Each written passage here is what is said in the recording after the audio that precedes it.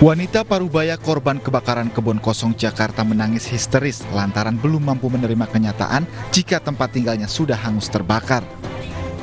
Luapan emosi kesedihan terus dicurahkan saat berada di posko pengungsian bersama para korban kebakaran lainnya di gedung SDN 09 Kebun Kosong, Kemayoran, Jakarta Pusat.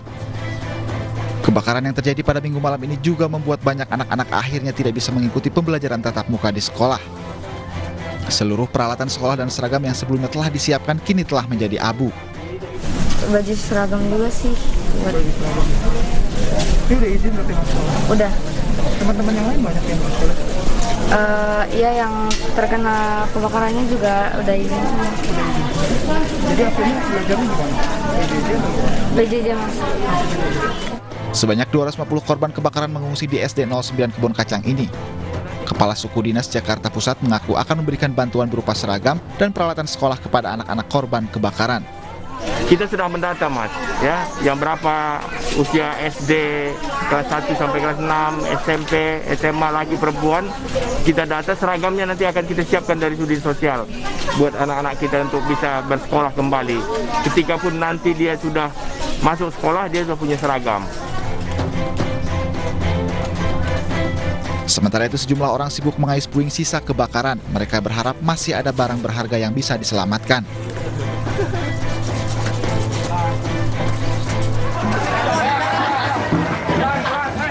Sebelumnya kebakaran melanda permukiman padat di Jalan Swadaya Kebun Kosong, Kemayoran, Jakarta Pusat pada Minggu malam. Lebih dari 50 rumah ludes terbakar. Kebakaran diduga akibat hubungan arus pendek listrik pada gardu PLN yang kemudian menyambar ke bangunan rumah warga. Dari Jakarta, Rani Sanjaya, iNews melaporkan.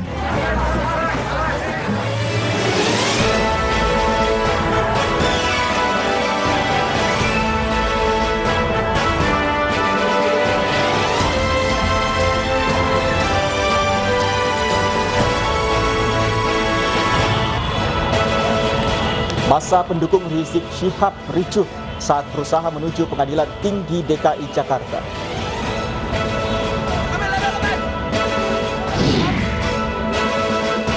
Bupati Probolinggo bersama suaminya terjaring operasi tangkap tangan KPK.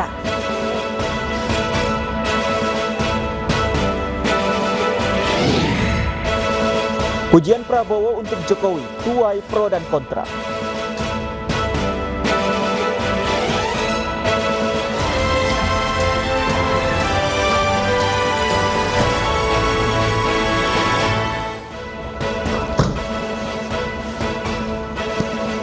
Selamat sore pemirsa, demikian tadi berita pilihan iNews sore bersama saya Stefani Patricia dan rekan saya Fandi Hasik yang akan bergantian menyampaikan informasi selama 2 jam ke depan.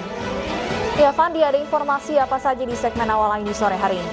Selamat sore Stefani dan juga pemirsa, kita akan awali iNews sore hari ini dengan informasi masa pendukung Rizik Syihab yang ricuh saat berusaha menuju Pengadilan Tinggi DKI Jakarta. Petugas menembakkan gas air mata untuk membubarkan mereka.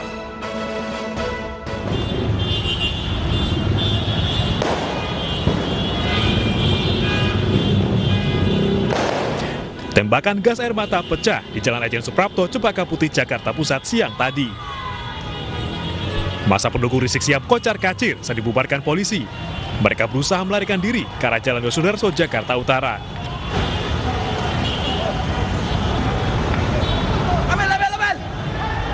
Tak peduli dengan keselamatan, masa berlarian di tengah jalan dan menjadi tontonan pengguna jalan.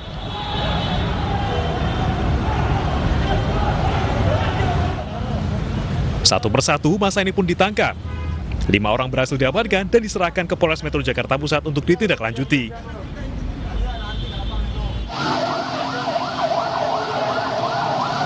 Kericuan ini pecah usai sidang vonis banding kasus swab tes Rizik Syihab di Pengadilan Tinggi Jakarta.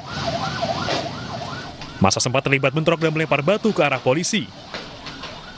Selain melawan petugas, mereka ditangkap karena menolak bubar dan menimbulkan kerumunan. Dari Jakarta, Sofyan Firdaus, iNews melaporkan.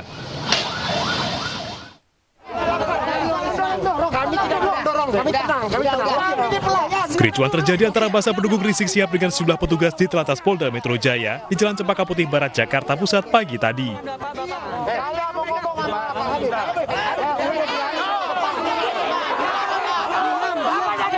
Massa bersikeras agar bisa melanjutkan aksi Long March menuju Pengadilan Tinggi DKI Jakarta.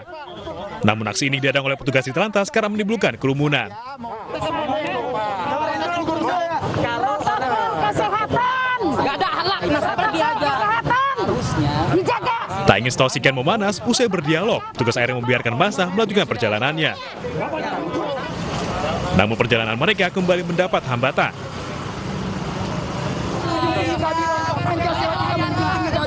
Mereka pun kembali diadang. Kali ini oleh petugas dari Brimopolda Metro Jaya.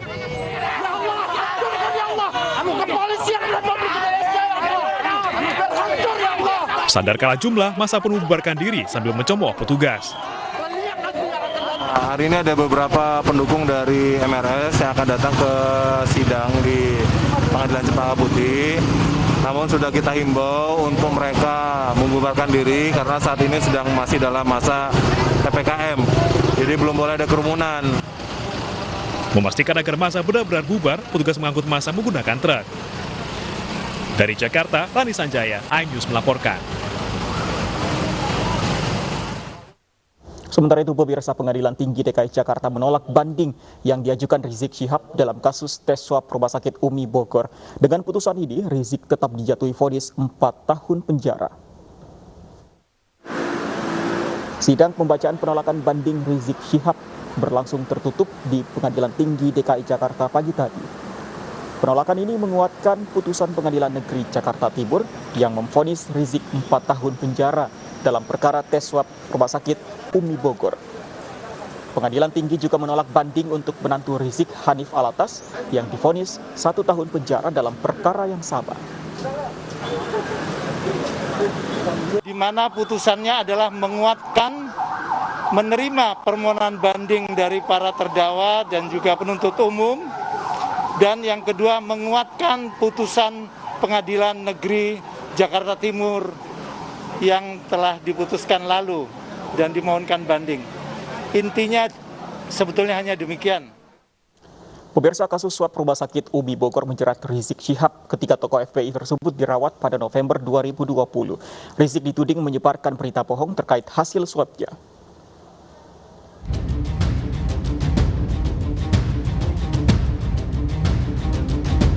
Kasus Rizik Syihab dan Rumah Sakit Umi Bogor bermula ketika tim Satgas COVID-19 Kota Bogor melaporkan ke polisi.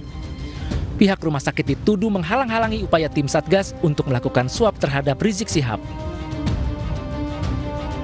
Kasus kemudian bergulir, Habib Rizik kemudian ditetapkan menjadi tersangka oleh Barreskrim Polri. Selain itu, polisi juga menetapkan tersangka pada menantu HRS, yaitu Muhammad Hanif Alatas, dan Direktur Utama Rumah Sakit Umi Bogor, Andi Tatat. Dalam persidangan di Pengadilan Negeri Jakarta Timur, HRS sempat mencecar Wali Kota Bogor Bima Arya. Ia melontarkan keheranan karena dipolisikan dalam kasus ini.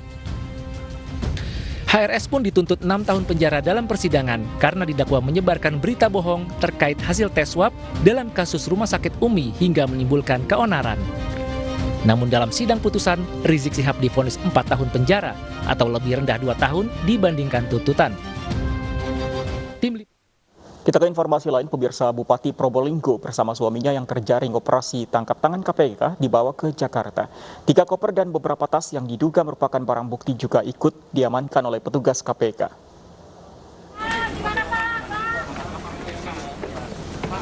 Usai menjalani pemeriksaan oleh KPK di Polda Jawa Timur, Bupati Probolinggo Puput Tantriasa Sari dan suaminya Hasan Aminuddin dibawa ke Jakarta dengan pengawalan ketat polisi dan penyidik KPK. Selain Bupati dan suaminya, 8 orang yang terjaring OTT KPK ikut dibawa dengan menggunakan bus milik Polda Jawa Timur. Dalam operasi tangkap tangan yang terjadi pada Senin dini hari itu, petugas KPK menyita 3 koper serta beberapa tas yang diduga merupakan barang bukti. Selanjutnya, orang yang terjaring dalam operasi tangkap tangan ini dibawa ke gedung Komisi Pemberantasan Korupsi Jakarta untuk pemeriksaan lanjutan.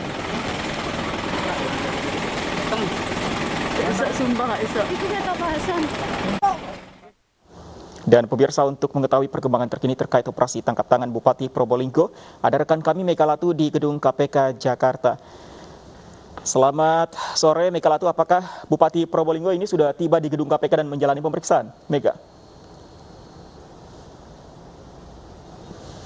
Ya, baik Fandi, terkait situasi terkini di Gedung KPK Kuningan Jakarta Selatan, kami memantau belum ada kedatangan dari Bupati Probolinggo, Puput Tantrianasari, dan suaminya Hasan Aminuddin dan juga beserta 8 pihak lainnya yang telah ditangkap oleh KPK terkait dengan kegiatan OTT pada Minggu 28 Agustus 2021 pada jam 2 pagi di rumah pribadi dari Bupati Probolinggo, Puput Tantrianasari dan juga suaminya.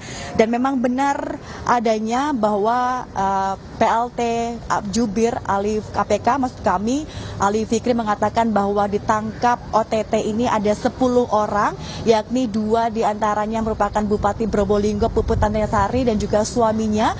Kemudian ada 8 pihak lainnya yang merupakan anggota ataupun pihak dari pemerintah Kabupaten Probolinggo. Namun kami masih menunggu kepastian dan juga konfirmasi dari KPK, Fandi, terkait dengan siapa saja yang akan dibawa ke Gedung Merah Putih KPK di Kuningan, Jakarta Selatan. Namun kami mendapatkan informasi bahwa tadi sekitar jam 11 siang pihak 10 OTT KPK ini terkait dengan ada di Polda Jatim ini jam 11 sudah keluar untuk kemudian dibawa ke Bandara Juanda Surabaya ini sekitar pukul 2 siang sehingga dipastikan nanti sekitar pukul 5 akan tiba di Gedung Merah Putih. Tadi kami memastikan bahwa sekitar jam setengah 3 sore tadi sudah diberangkatkan menuju ke KPK Jakarta. Sehingga kami juga masih menunggu kedatangan dari Bupati Probolinggo bersama dengan suaminya dan juga 8 orang lainnya. Terkait juga tadi barang bukti ada di dalam koper juga tengah dibawa oleh KPK dan diduga ini merupakan barang bukti berupa uang yang diduga adalah merupakan tindak korupsi dari Bupati Probolinggo dan juga suaminya beserta dengan berkas-berkas lainnya. Terkait dengan penyelidikan di rumah pribadinya, ini penyidik KPK tengah menghabiskan waktu selama 2 jam untuk menyelidiki terkait dengan berkas-berkas dan juga barang bukti terkait dengan uang tunai dugaan korupsi. Dan saat ini kami juga masih menunggu terus konfirmasi dari pihak KPK terkait dengan siapa saja yang akan dibawa ke KPK dan juga kami juga masih menunggu kedatangan dari Bupati Probolinggo dan juga suaminya. Fandi. Terima kasih Megalatu yang melaporkan langsung dari Gedung KPK di Kuningan, Jakarta Selatan. Pemirsa, usai jeda, emak-emak di Desa Wakumoro, Sulawesi Tenggara mengamuk dan menggulingkan mobil dinas milik Pemda Buton Selatan. Usai jeda kami kembali.